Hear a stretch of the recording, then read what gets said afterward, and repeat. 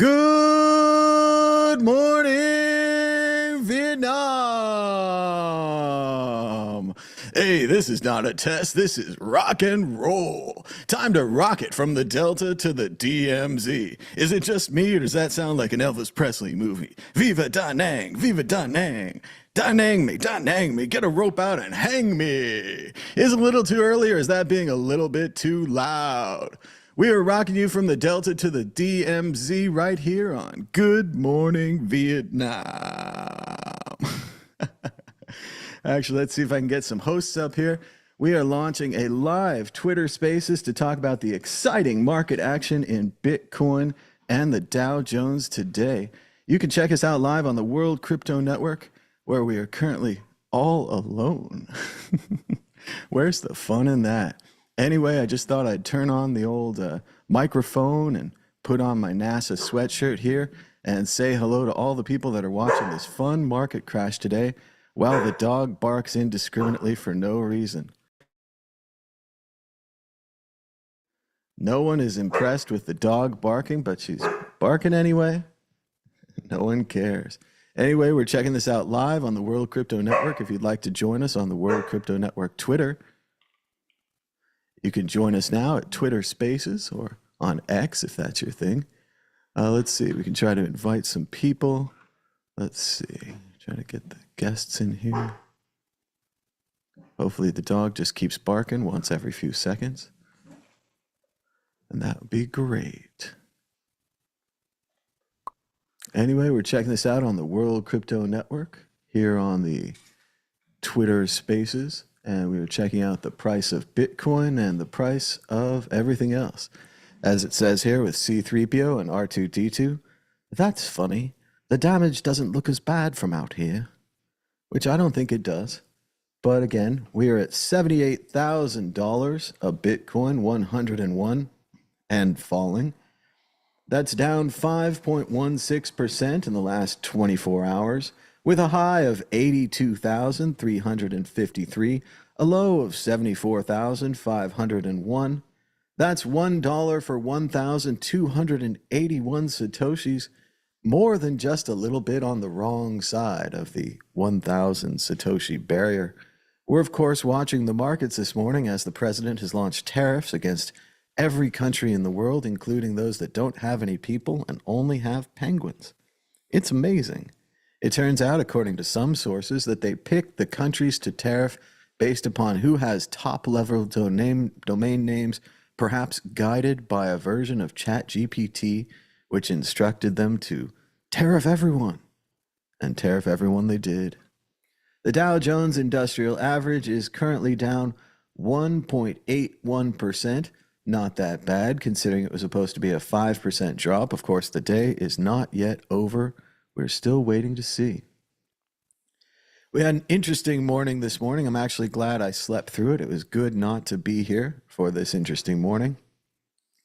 As Doug B. Landry on Twitter says, this is the timeline of what happened that moved $4 trillion on the market just now. Kevin Haslett gives an unremarkable Fox interview at 8:24 a.m. Eastern Time. Aaron Rupar clipped it, as he does, at 8:33 a.m. Eastern Time and gets not much notice. Delatone misinterprets the tweet at 10:13 a.m. and tweets that the White House is considering a 90-day pause. This is what should happen in a normal scenario. In a normal world where the president doesn't want to destroy the world for fun or just kicks or whatever, you would do a 90-day pause if you had this kind of a negative reaction to from the stock market to your plan. If your goal was actually to get people to move their factories to the United States, I think you'd do more than this. You'd certainly react. Maybe a 90-day pause would be incredibly reasonable. You'd say to yourself, wow, that would give these companies a chance to reconfigure their supply lines. And while certainly you can't build a factory in the United States in 90 days, at least you could make some plans. You could start, right?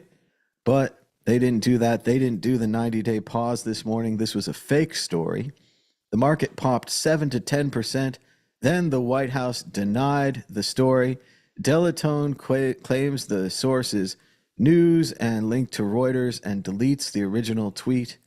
It turns out that it's quite possible that the source came from, quote, Walter Bloomberg, not Bloomberg Magazine or Bloomberg Internet Terminals, but Walter. And it turns out, thanks to the new Twitter system, that Walter Bloomberg, whoever he is, or they, or whatever, has a blue check mark. So if you look at it really quick and you close one eye, you could say to yourself, Bloomberg. Bloomberg says that Trump is considering a 90-day pause in tariffs, which in any normal scenario is what you'd do. You would pause a horrible policy that's killing the stock market. Instead, that was fake news. The market popped 7 to 10%, incredible on fake news. And then the market continued crashing. As I've said on Twitter, it's now time for the United States to take advantage of this crisis and switch to the metric system. We do so many negative things during crises like this. They might even declare martial law or overturn the United States government. But instead, we should just switch to the metric system. It's better, it's safer, and we'll never lose another Mars rover because of miscalculation. Yes, switch to the metric system. I'd also say for this crisis for the United Kingdom, India, and Malta, it's never too late to start driving on the right side of the road. The left side of the road is the wrong side of the road. Perhaps we could get some kind of an agreement. If the United States would switch from the metric system, Britain, Malta, and India would start driving on the right side of the road. Then we could make some real progress with these crises. As Jacob King, Kinge, writes on Twitter, when Bitcoin drops another measly 9% from here, Saylor will officially be at a net loss on all of his Bitcoin purchases. It's over. This puts the Bitcoin at risk of liquidation by shareholders, which will probably cause a death spiral below 20K. Not my opinion, his opinion. Michael Saylor was the #1 loser of the 2000s .com bubble, and it looks like history just might be repeating itself. So as bad as it is that Bitcoin's down and we're all crashing and crying here, it seems like it would be even worse if Michael Saylor got liquidated and the price got dragged through the streets. It's never too late, though. I've also heard that Tesla is in danger of being liquidated if Elon Musk's shares drop below 186 or so. It's quite possible that he could be liquidated and end up not a billionaire, or at the very least, not the richest man in the world. This is a call-in show. We have exactly one person in this space, probably me, and we'll try to keep it going a little bit longer, see if anyone wants to call in. We've generally been banned and shadow banned from Twitter, so it's probably kind of hopeless to try to do something like this in this day and age when you have to pay to play on Twitter, or you have to have sensational titles and thumbnails with your mouth open, etc. But really, I just think, again, the message here, maybe you're watching this later on the replay, is that it's not so bad from out here. The price of Bitcoin is down, the price of the stock market's down, but you still have your health, you still have your life. It's not over yet. If you're over-invested, like I was, of course, perhaps you want to sell some, take some of the pressure off. This way you'd have some money for the future. It's good to hodl, it's good to be strong, but the Bitcoin price, which we love so much and which we say, generally just always goes up. We don't really worry about it. We think you can generally hold your money in it and you can watch it go up and you can sell a little to pay bills here and there and stay alive. That was the previous plan, but the new administration has decided that that plan is no longer valid. I'm sorry to be the bearer of bad news, or perhaps coming too late for this, but you get shook, and then you get shook, and I'm shook. And 77,000 is still a great price for Bitcoin if you bought it at 50 or at 10 or below or whatever. So it's not too bad to take some pressure off. As I said in that one article that they wrote about me years ago, Mad Bitcoins is a fan of hodl plus profits. And while I didn't do a good job this time, I believe there was going to be a second bump. I believe that the bull market caused by the halving was not over, but it's the second time in a row that it looks like I've been fooled by that. So there we go. Whoopsie-doo. Probably will get fooled again. I don't know. I'm very bullish about Bitcoin. People say things like Bitcoin's worth $1 million. And I think, why not today? Why not tomorrow? Bitcoin's so great. And then the altcoins, they kind of follow Bitcoin up. At least they usually do. Now we seem to be in a hellish free fall state. Nothing's following anything up. And we're just lucky that Bitcoin is holding on as well as it is so far. Again, we're reporting on the crash today of the Dow Jones Industrial Average, the third day in a row for a crash. You might ask yourself, why do these crashes seem to take so long in the modern era? Why are we crashing for 3 days instead of one? It used to take one really big crash and people would start heading for the exits. And by that, I mean the windows. They'd start jumping out. What they did to try to reduce stockbrokers jumping out of windows and to give everyone a chance to get ready and sell is they introduced this concept of circuit breakers into the market. If the Dow or other markets, such as foreign stock markets, go down too much, they pretend that it's a circuit breaker. Obviously, that's a term of art from the electronics age, an electronic era. A circuit breaker stops something. It stops a circuit. And so in this case, it stops the stock market. So instead of having a crash go and go and go and really drain itself out so that the crash is done, they slow the crash down like an old gentleman getting into the bath. And we just kind of sit around and watch it for days now instead of getting it all out in one big crash. I don't know if it's better. I'm sure that their studies show, and the reason they do it is because it gives people a chance to breathe and think, well, maybe I'll sell 30% or I'll sell 50%. Maybe I don't have to sell 100%. Maybe I can see how this goes, or vice versa. If you're buying, you could buy more or buy less. You'd have the option to think about it and to hear about the news and maybe let the news develop. As I said with this morning's false story about the 90-day pause, in many ways, these circuit breakers are designed to give the politicians a chance to do something like a 90-day pause, to do something like maybe say, hey, we didn't explain this very well. We're going to take a time out and we're going to explain it more. Or maybe they could say, we didn't announce our plan to business leaders, so we didn't give them a chance to really reconfigure their supply lines and start building those factories in America, as well as for the American people to get ready to get poor making widgets and building cars and socks and other things that don't cost anything. So much for your high technology jobs and making movies and all the things that America used to do. You're going back to the factories. It's funny to see people fly so hard against Neil Stephenson's great book, Snow Crash, in which the beginning he says, the only things that Americans are really good at anymore are movies, microcode, and delivering pizza. And he might have been right. We might not even be good at code anymore now that the AI does it all. Again, to cover the top story this morning as we head towards the exit of this attempted live space, which is probably muted because we're shadow banned on Twitter and we don't pay them money, and they only show your tweets if you pay them money. So you guys can check this out later and pretend you were here live and pretend you were calling in. Maybe I'll even pretend to take some phone calls here in a minute. Again, to cover what happened this morning, I was asleep, which is probably for the best these days, and we had what we thought might be a reprieve. Everyone said, oh my goodness, the administration is acting like adults and they're realizing how bad this is and they're going to take a break. And everyone said, you can hear my clogged sinuses. You can hear it.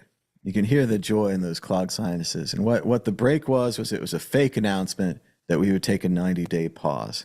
Again, to cover this, if you're just getting here, Kevin Haslett gave an interview on Fox. It wasn't great.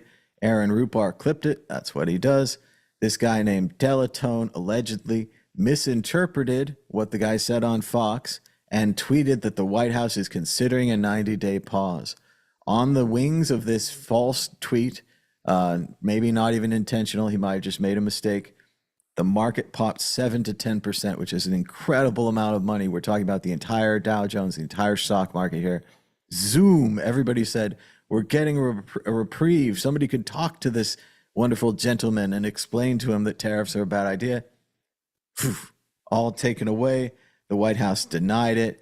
Delatone claimed that the news is sourced to Reuters and erases the original tweet. Here's the original tweet from a fellow named Star Walter Bloomberg, who's verified, and it says Haslett.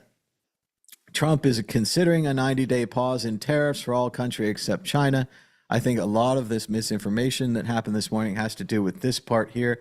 If you cover up the Walter, it looks like Bloomberg, verified, said the information that we want. It's even couched. It says considering. It's not like he's done a 90-day pause yet, but obviously this would be the adult thing to do, the normal thing to do if you cared about the stock market, if you cared about the American people. Instead, we're going long with this one. Again, with the idea that we're going to rebuild factories in the United States and you're all going to work for minimum wage building widgets, which is so funny because on Fox News, they've already said this is not going to happen. They expect the factories to be filled with robots. So I don't know what we're doing. Again, it's a crisis. We all know during periods of crisis, people step forward with their pre-prepared, ready-to-go plans, just in the way like we might go to martial law very soon. And I also have a pre-prepared plan.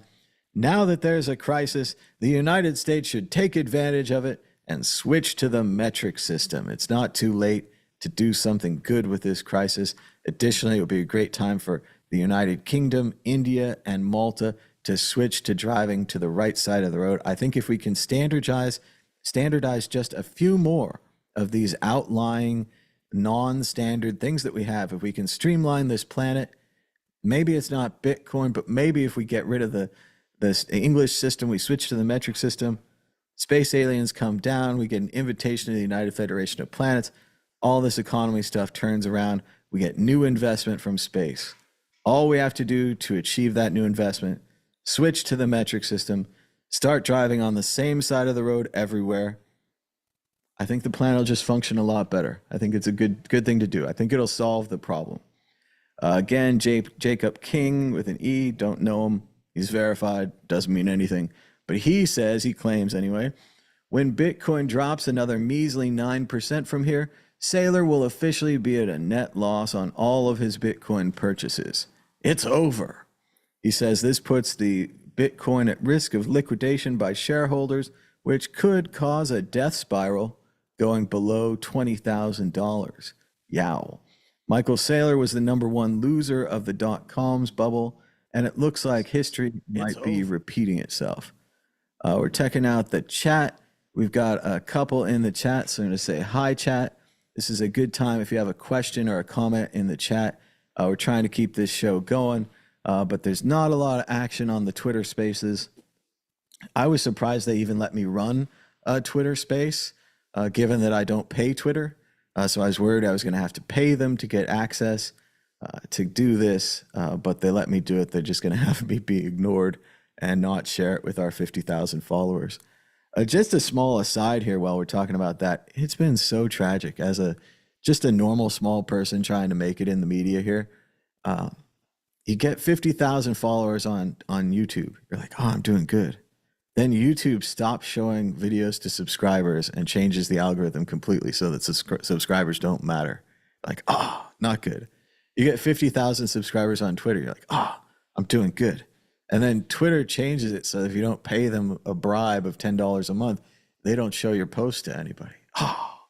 And the same thing for Facebook. If you have a lot of friends on there, you have to pay them to show your post to the source. So it seems like each one of these internet companies that we, the internet, have allowed to exist and that we built really quickly with advertising in a sloppy manner has turned on us, right? None of these internet companies allow for a true breakthrough of independent talent. What they want is money, and then they'll let you break through just a little bit. In the same way, if you guys remember TikTok, they had a thing in the algorithm where they would make your first 10 videos viral so that you would think you're doing really well. And then you get addicted to the algorithm, to the app, and you keep putting videos out and you're like, why are they going viral like my first 10? And you don't know, there are no rules. It's not a game, this is just, internet and video games and stuff. It's a thing. So that they designed TikTok to make your first couple videos viral so that you'd get into it. So we're sticking with this. There's a great time to say hello in the chat. Let's see, we've got Jack E. Jack says, I still think Bitcoin is doing amazing, and I expect 120K this year. I do think it's possible that the Bitcoin turns around. Again, I am I am saying maybe sell 10%, sell 20%, 30%. Get yourself some coverage if you need it, if you're feeling scared, because this is a major external event. I've been talking to ChatGPT a lot, and she says, hey, it's not your fault. You weren't crazy out there, Bitcoin, Ethereum, some of these altcoins, whatever, right? But the whole market, the whole rules of the game changed on you, right? We've never had a president come into the market and crash it the way that this president has. There's rumors going around that this tariff plan, they decided to do it at 1 o'clock. They worked on it for 3 hours and they launched it at 4 o'clock. They may have felt that they needed to be secretive with this plan. Obviously, if you knew about the tariff plan, as it seems many of our elected representatives did, you could do what they did and sell all of your stock before the bad tariff plan comes out. So just like a Hollywood movie, anybody who's got access to this script could have gone out there and saved their portfolio, made a bunch of money. So it's a big deal, but that's not a reason to escape or to excuse the numbers they used. Allegedly, they'd had this tariff plan from the beginning of the administration, and they'd been working on it since January, and reasonable and responsible people had done the math. Then, for reasons I can't understand, they showed the president multiple choices on which math he could choose. And allegedly, I don't know this, I'm not there, I read the articles like everybody else, one of the sets of these maths, allegedly, was from an intern.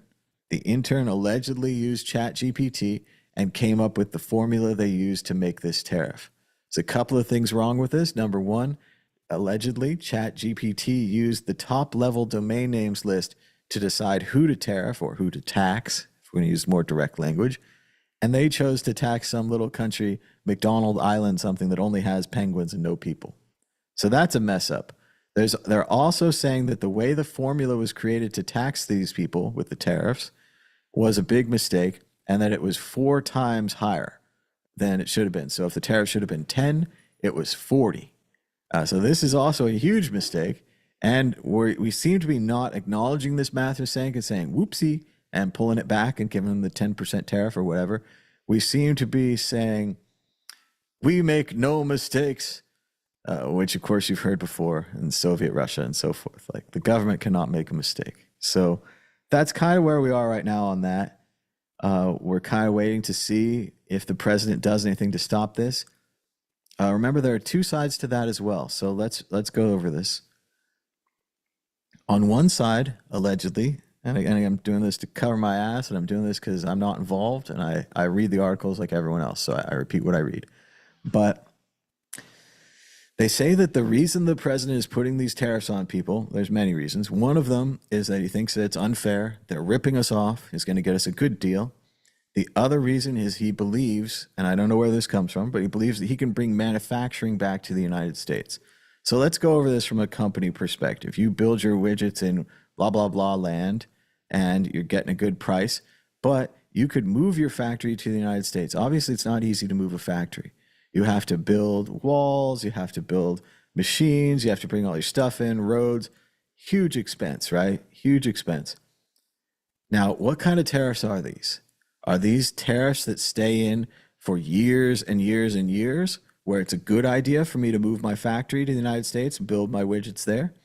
Or are these the kind of tariffs that are kind of a threat on the market, where he negotiates with the individual countries and the tariffs get less and less and less, probably pretty quickly, right? Because the countries have already said they want to negotiate, they want this over. So if it's a quick tariff game and you move your factory to the United States, you're doomed, right? You just wasted a ton of money. You probably reopen your factory in Indonesia or whatever, start cranking out the widgets. So for most business people, it makes more sense to pay the tariff, to pay the tax, to raise the price on your product, because everyone else is going to do it too. So it's not like you'll be alone. And to just wait the tariffs out and see if they drop them. So as far as accomplishing the president's goal of getting any factories or any manufacturing to actually move to the United States, to build new factories, to build new machines, to get new employees, to build new roads, to get new supply lines, all those things, incredibly complicated, can't be done in 4 hours, can't be done in a day. And I don't think it's going to be done at all, right? I think 0 factories are moving to the United States. I think zero companies are changing. So that means there's two things. If he's smart, or if he's smart about being dumb, he could change. He could change and he could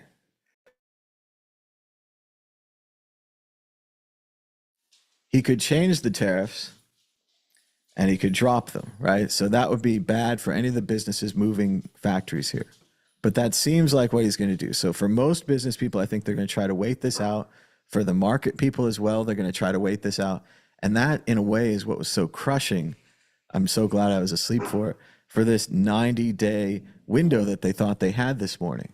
This morning, just to go over for you guys, if you've been here, long enough, I've covered it a few times, but they had a major story this morning where a Fox News story was misinterpreted, give the benefit of the doubt, to believe that the White House was considering, not even launching or finalized, but considering a 90-day pause.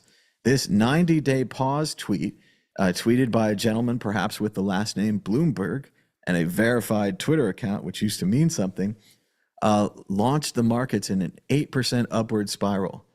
People were saying, this is it. We wrote it out. We thought these tariffs would go away. We thought they'd be short term, and we're right. More importantly, 90-day pause. Maybe somebody smart can get to the president and tell him some stuff and pull his ear and say, hey, don't do this. And maybe they won't even be here in 90 days, right? So this is the market's dream. This is also what you usually do when the market has crashed horribly 3 days in a row and people are talking about the Great Depression and the end of the world and so forth, is you usually say, hold on a sec. Did we cause this? Can we slow this down? What can we do to fix this? That is not being done today. This was based on a false report, a mistaken report, and we are seeing that what's being done instead is that the market is being allowed to continue to crash. The story was withdrawn. The White House denied it. The 7 to 10% went away. The market's still kind of confused because, as you know, a lot of people are out there. They still think that this 90-day pause could be legit. Maybe they didn't see the tweet. Maybe they saw somebody else's tweet. You know how it is with these telephone rumors. Things get started, and Purple Monkey dishwasher, the rumor goes all the way around the internet, and pretty soon we all think that we're getting a 90-day stop. That does not seem what we're getting. According to the president's tweets, he put out an earlier tweet where he said, we're already getting responses from the countries about negotiation. Things are going great.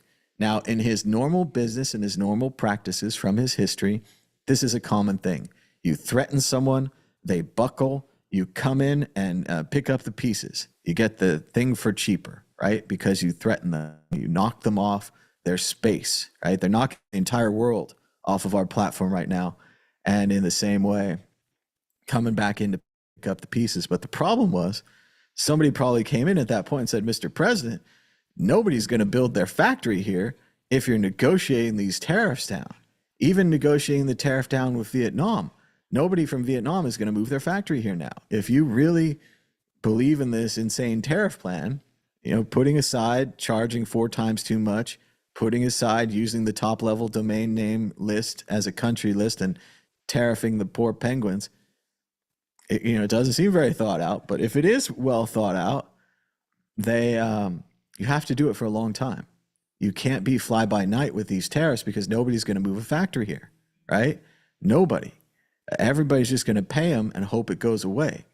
So it's really interesting to see, such a short-term president who really does, I think, love the art of the deal and the negotiation, and not really negotiation in a normal way where you have something I want and we exchange things. More of a threatening, violent negotiation where I threaten you and crush you until you give me what I want. And you can see how being a strong person and crushing a weak person would be very satisfying. So in the same way, I think he wanted to do this to these countries, Vietnam, all these other ones, little ones, no offense to Vietnam. But then someone said, no, you can't do that. You got to go long. So now we're in a position where the market's crashed 3 days in a row. Bitcoin prices crashed a little, 5, 10%. Altcoins are crashing horribly, 15, 20, 30%. Awful, awful, awful crashes. But they also go up more. So it could come back. But again, to slow this thing down, you would have wanted to do the 90-day pause. To have this thing go away quickly, you want to negotiate with countries and start making deals. But if you want to build factories in the United States, you have to do this for a long time. This has to become the new normal. So the real question that we're out here all asking as just normal independent people, when will they change their mind? Will they change their mind? Are they capable of changing their mind? Right now, before the 90-day hoax, I was still with the they'll wake up. They'll change their mind. They'll realize how bad this is. I watch West Wing, right? The aide comes running in. Mr. President, the market's crashing the third day in a row. We've got to do something. I'm not sure that's happening. He went golfing this weekend. When the press interviewed him, he talked mainly about his alleged victory at the club championship and what a great round of golf he played. He didn't seem too troubled about your retirement or your Bitcoin or anything. Also, great job, Bitcoiners, electing this guy. But that's okay. They didn't hack the tabulators themselves. But if you're just joining us now, we're covering the false 90-day pause that happened this morning, which caused the market to jump 7 to 10%, then go right back. We're covering the idea that there's two potential goals on these tariffs. You can negotiate country by country, make quick deals, get the economy back on track, and get a bonus, get a benefit where you can say, hey, we got 5% on this. Hey, we got free soda for the soda machine. We got a lot of benefits. We shook down Japan. We got free Nintendo Switches for everybody at the Department of Education. Whatever it is, we're going to get some kind of a benefit. You can claim victory. You can end these things quickly. But if you want companies to move their factories to the United States and you're really serious about that, and I have no idea if they're serious about that or if they're crashing the economy on purpose or if they're doing it for fun or if they made a whoopsie, I don't know what their motivations truly are. No one seems to know. But if your motivations are truly to get factories to move to the United States, you have to run these tariffs for a long time. So you have to crush the economy. You have to crush world trade. You have to crush Bitcoin. You have to crush everyone's 401ks, all of your allies. No one's retiring anymore. And America is becoming a third world country, which would be a great place to move those factories. Remember, everyone that works in these crap factories gets crap salaries building products, right? Screwing in screws, things that can be done by robots. These are not smart jobs. It's not the future of America. Not the one we've been promised or the one we planned on or discussed, all the education that we've done. We put you through all this education, what they say, Bob Dylan said something like 20 years of schooling and they put you on the day shift. Look out, kid. You're going to get hit by losers, cheaters, six-gun users, hanging around the theaters, girl by the whirlpools looking for a new fool. Don't follow leaders. Watch the parking meters. But yeah, we're not going to go back to factories and widgets. So yes, politically, we have the short tariffs and we have the long tariffs. So you have to prepare yourself for an option on one of those. It could change at any moment. At any moment, he could decide he doesn't want the factories. He wants to just get a sweet deal with Japan or a sweet deal with China or whatever it's going to be and start making the deals, which would completely betray the factory thing. If you're the CEO out there moving your cement building to the United States and all your big machines, you're going to make your widgets here, a disaster if he drops the tariffs. So as far as other political options, the Senate has combined with the Republicans. There's about 4 or 5 Republicans that came over in the Senate, and they voted to stop the tariff package. Previously, in the past, the United States Senate controlled the purse. They controlled the power of money, the power of taxes and tariffs. They seem to have lost that power. While it's great that the Senate voted to try to get their power back, the House would also have to do so. The difference in the House is far greater than just 1 or 2. In the Senate, it's about maybe 10 or 11. So 10 or 11 Republicans would have to come over from the other side and say, the president's out of control with the tariffs. We're passing a bill to stop this. That seems very unlikely. So that's not going to be a political solution to this. As far as other political solutions, we have the 25th Amendment saying that if the president is incapacitated or mentally unfit, the cabinet used to be of responsible people confirmed by the Senate could move to remove the president and put the vice president in charge. Obviously, we know that the cabinet is made up of maniacs that were confirmed by the Senate, so they're not going to use the 25th Amendment. They're not going to challenge their boss. The vice president would also probably have to be involved in this as he'd become president and so forth. He's also not going to challenge his boss. So removing the boss does not seem to be an option.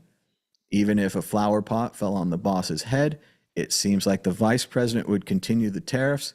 Perhaps, again, we go back to short term, we muscle people on, which is really much more in line with what he's done in the past, muscling people, contracts, strong versus the weak, screwing people in business. That's classic Trump. Now, this killing the economy until you move your factories back here so that people can build widgets again, it's hard to say that that makes any sense at all, right? Like I've said, they'd have to hold the tariffs for a long time. We're talking not just a month, we're talking like years. Like you'd have to lock these tariffs in for the entire Trump administration. And then maybe after 2 years of these tariffs, I'd think about moving my factory here. But even then, if he changes his mind at any point, you cancel the factory move. You just pay the fee. So things either go away because they accomplish their goals, seems unlikely. Things go away because they change their strategy and shake down individual countries, make deals, or things go away because of a change in leadership or a change in opinion like this 90-day stoppage would have been. None of those seem great. None of those seem likely. So I think if we have to go put our predictor hat on here, it seems like the stock market's going to continue to crash until this situation is solved. Until they change their mind on how to approach this, changing from the get the factories in America plan to the let's shake down other countries and make deals plan, which again would take some time. Some of these countries are not going to be shaken down as easily as others. What we might accept for a deal, it might be big, it might be small. We might just say, hey, we'll take 5%, or like they did earlier with the Mexico and Canada tariffs. They said, well, we'll give you the things that we've already agreed to give you. And we said, whoa, that's a good deal. But it turned out that was just temporary. They didn't learn anything from the Mexico-Canada freak out. So now we're having this major freak out. So generally, yes, I think the stock market's going to crash every day until they change their mind on the tariffs. But I don't know that the stock market is motivating them, right? That they are connected. Previously, Trump has been very proud of the stock market, crowing that it was his success, his market. Now it seems like it's his failure, his market, but they're playing this whole double secret probation plan where they think that it's all going to flip over. Like they're gonna torture the market for, I don't know, 100 days. Then people are going to start moving their factories here, and then the market's going to turn around because Americans are working in factories building widgets. It just doesn't seem to make a lot of sense. I'm just not sure where it comes in reality. If you're in the chat, you want to explain it to me, that'd be cool. If you want to call in on Twitter Spaces, which used to be a vibrant and popular platform, seems like they've killed it because I don't pay them $10 a month or whatever. You could always chat with us. Otherwise, we're going to probably head towards the end here. We do have a chat. Let's see. Jack E says, will Ethereum ever be fun again? I don't think so. I don't know. Ethereum is very crushing today. The price is down. Everyone's been making fun of it. Remember, Ethereum was one of the first major new altcoins. It was a blockchain for blockchains, led to the creation of NFTs, curio cards. Seemed pretty cool for a while. It was kind of the business blockchain. A lot of people were developing on it. There was a lot of momentum behind it. I don't know where that momentum went, but it's gone now. And while I still hope that Bitcoin comes back and that the altcoins follow Bitcoin back, not hating on the altcoins here, I don't know. I just don't know. And yeah, it's certainly, I think the fun now, sadly, is in making fun of Ethereum. There's been a lot of great memes and a lot of great, like, kicking everybody while they're down, making fun of Ethereum memes. And, it's fun to do that, but I want you to warn, what if Bitcoin's down someday and they're making fun of Bitcoin memes? So it'll come back on you. But we're just doing the chat here, trying to talk to people as there is a crash today. Actually, as I said with the original, with the Star Wars quote, it doesn't look so bad from out here. Remember, you can still go outside. You can still go do things. There was one point I was thinking about, getting a cabin in the woods and getting a Toyota 4Runner and driving up to the cabin and living in the woods and all that. And now I'm thinking, I could drive to the woods in my normal car and go for a walk. That's pretty good. Not so bad. You still got your feet, you still got your breath, you still got your life. Don't give your life up for this. And again, it'll probably blow over. I don't know how, which is the worst. Usually I could say, well, this will happen or that'll happen. Or, like we knew, FTX was going to go down, or the Silk Road was going to go down, and this would be bad. But then after that, we'd be out of it. But this, again, it really seems down to one person. One person needs to make the decision to either negotiate with individual countries, get the tariff deals that way. Oh, that's good. Or negotiate with individual countries. I don't think we're ever going to get the factories to move here. And then that would be a solution, or remove the person from office, or change your mind, do a 90-day pause. Any of these things would have been great. We're not seeing any of those things right now. So we're going to check in one more time with the price of Bitcoin before we go to the end of this show, and I clean up the mess that the dog just left for me. The price of Bitcoin is 77,528, seemingly still dropping. The price is down 5.36% in the last 24 hours, now 5.38.